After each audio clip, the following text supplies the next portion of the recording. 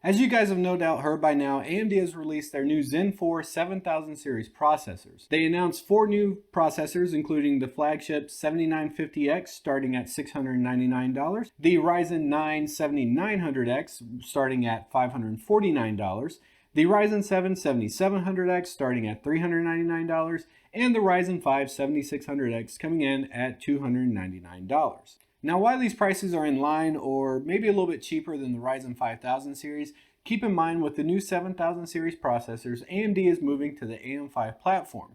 This platform will have an LGA socket and also only support DDR5. Now, with the move to the new platform, motherboard DDR5, this has me wondering if AMD has given up on budget PC gamers.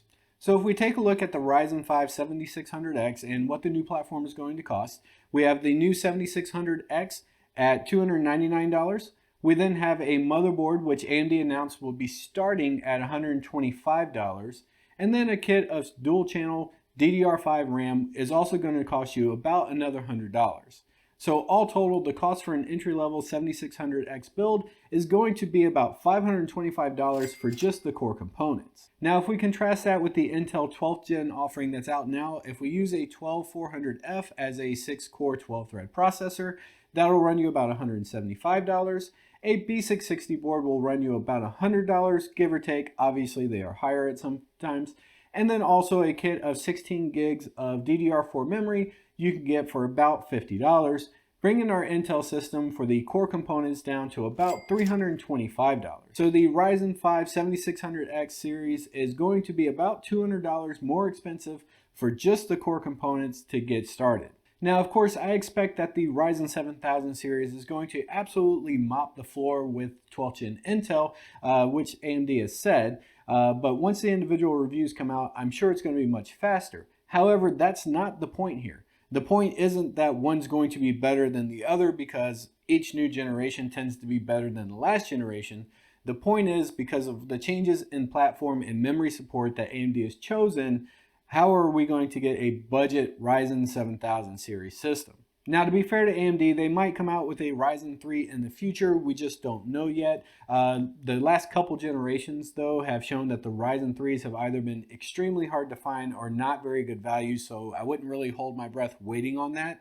In addition, they may come out with an A620 chipset, which if it follows kind of the A520, B550, etc., it's going to take a while before it actually comes out. And then also, you just don't know if it's going to be that stripped down to where you don't want to use that particular type of motherboard.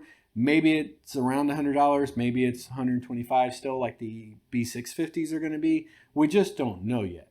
And if any of that happens, I wouldn't expect it to happen anytime soon. One, just because the logistics and shortages and stuff like that are still kind of lingering even now due to the human malware from before.